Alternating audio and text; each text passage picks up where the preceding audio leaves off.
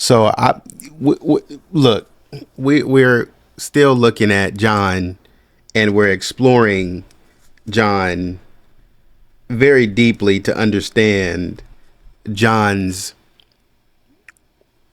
why we were really looking at Access Graphics, and we were wanting to know about the company.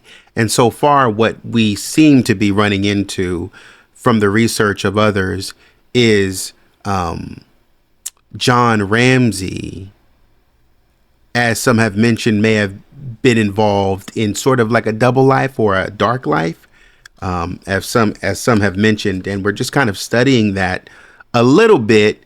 I don't want to get too sidetracked. I was looking at this other website, and man, like they got a whole, basically what they're purporting is that John was in and amongst people who were abusers of kids, is essentially what the articles are kind of talking about, teasing out that theory. Very elaborate, very elaborate theory. I don't know if I want to go down that rabbit hole because they got a lot. But I am interested in understanding a little bit more about John in that light, because Dr. Cyril Wecht mentioned something like that, and not only did he mention it, but he was very convinced that John had this kind of energy. And so what we're reading here today and what we're going through here today is kind of like a morphing of that. So let's just get started. And because last time we talked about Francis Sheridan and Epstein a little bit, and kind of how John might have been along the same lines, because John seems to be very powerful, underrated, under the radar, but very powerful. I don't know if it's through Lockheed Martin or what have you, but yeah, a company going $1 billion and then pushing for 2 billion, and he's projecting that it'll go 2 billion. You know what I mean? And he's not even going to be there. He was on his way out the door, and he's projecting it's going 2 billion. There was discussions in the last post about, or in the last video about his business kind of being one that washes money or sort of launders things in a way. 60% of your business is just regular hardware, software. Where's the other 40% going, right? So this gentleman, or this individual here, is talking about proof. And we talked a little bit about John's father, a little, just because John's father was a World War II pilot. And so there was this landing strip, north something, I can't remember, landing strip, sort of north of Michigan.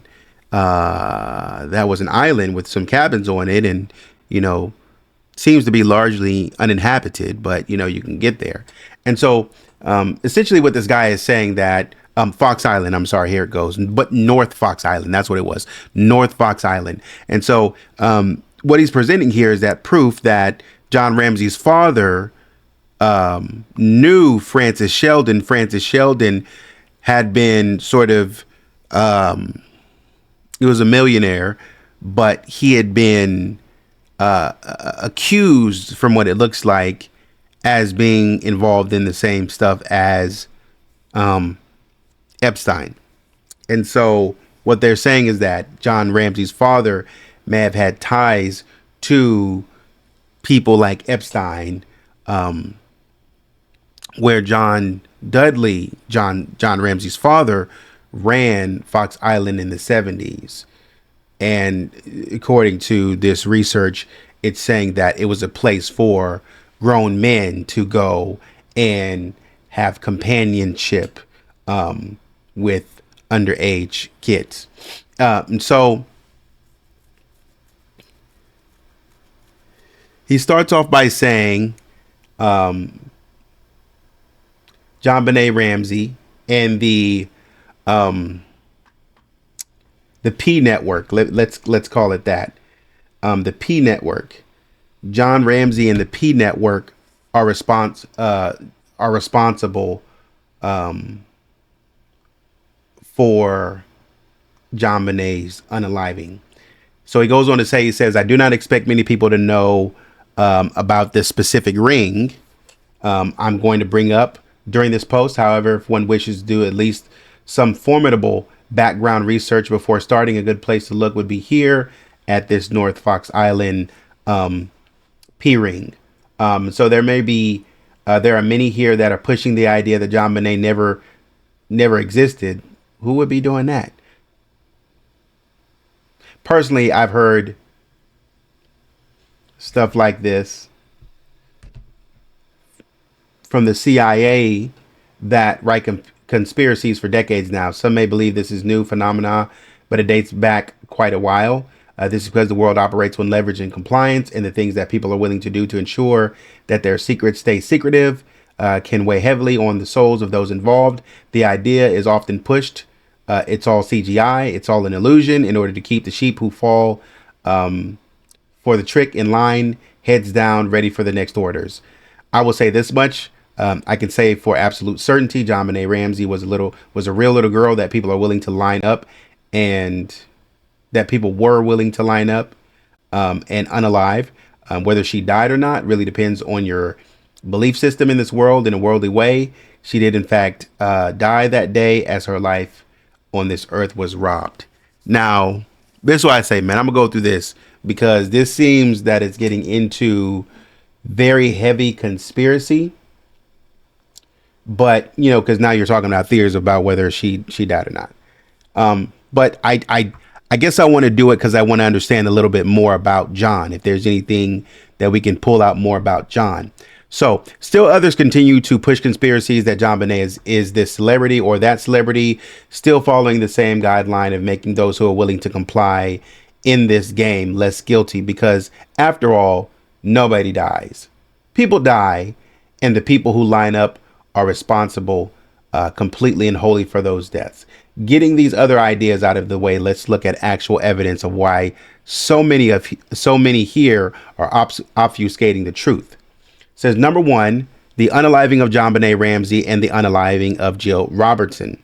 On December 26th of 1976, a little girl named Jill Robinson, was unalived and laid out within earshot of the Troy police station, where she was covered in a white blanket of snow as if she had been tucked in.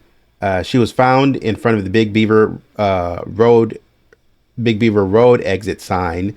She was 12 years old and taken on a Wednesday, missing from the scene.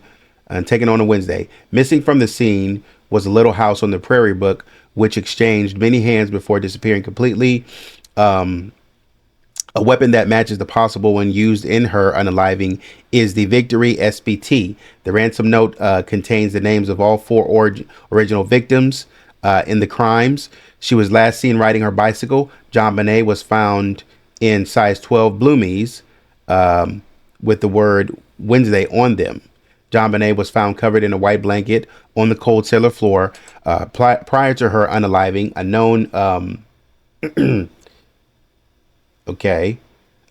known P person took lucrative photos of the child, including one that was based on Little House on the Prairie. JonBenet was found with wild beaver hair bunched in her hand.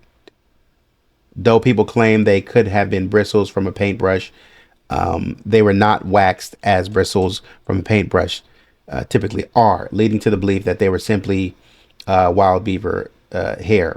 JonBenet Ramsey would receive a bicycle for Christmas that seemed to be a bit too large for a 6-year-old based on photographs. Yeah, I was looking at that.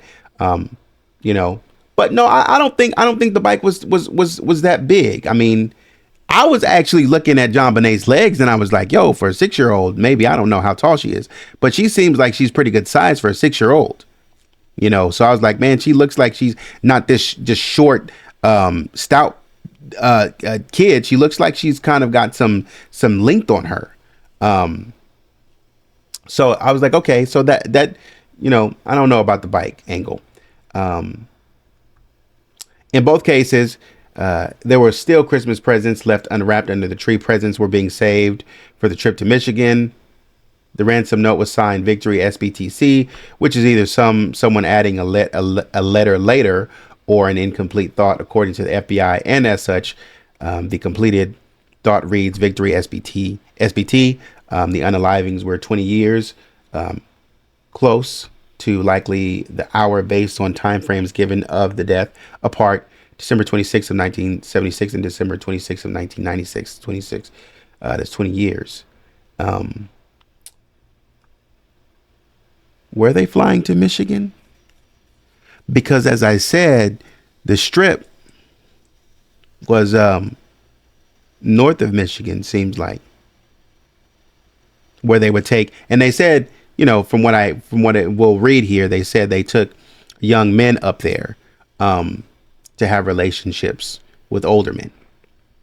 Number two, there is a familial connection between the Ramsey dynasty and the North Fox Island P network, which stretched the country and later stretched throughout Europe thanks to a man named Francis Sheldon, easily researchable.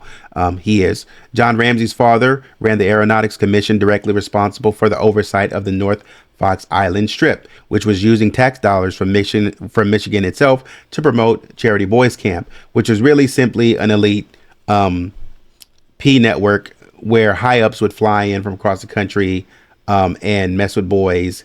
And this is easily verifiable information by even mainstream sources.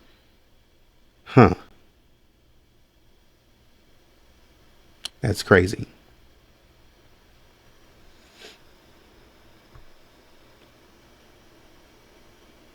John Ramsey went to college in Ann Arbor. He did. He went to MSU.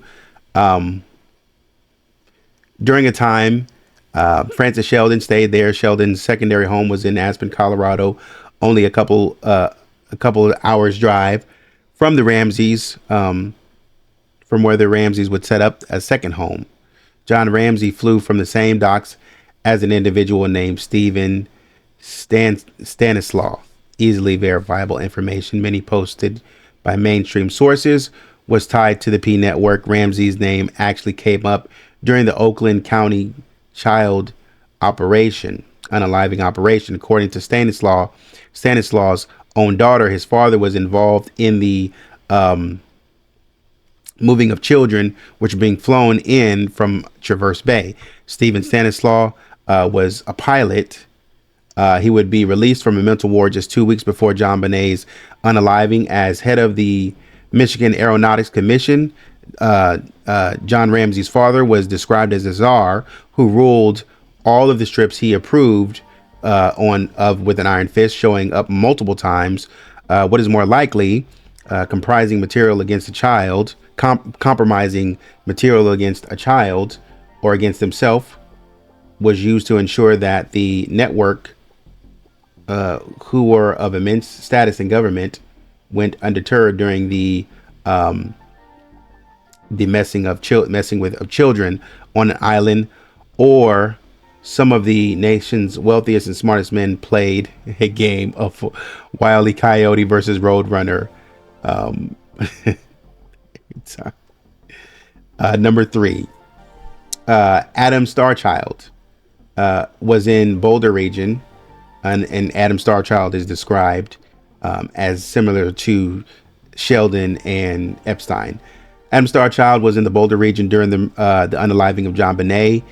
He was a financial mastermind behind a lot of the operations during the P network. Although he was a fugitive, he somehow walked freely in America despite his known role in this Oakland County child connection and its connection to North Fox Island operations. And more talking about moving children inappropriately.